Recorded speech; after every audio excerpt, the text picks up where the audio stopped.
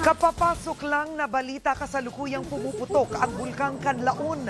Mahigit 30 kilometro lang ang layo sa Bacolod City, kabisera ng Negros Occidental. Sa ulat ng Philippine Institute of Volcanology and Seismology, nagbuga ito ng 5,000 metrong plume.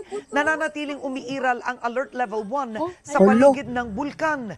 Isang aktibong bulkan ang Kanlaon na matatagpuan sa hilagang gitnang bahagi ng Negros Island. Huling pumutok ito noong January 8 at noong June 10, 1992. Ma. Duga sa buto.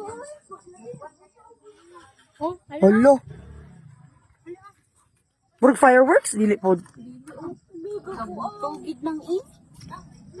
Lokalo isa buo. Layo ano ang tabi. Hello, likuan ba ya?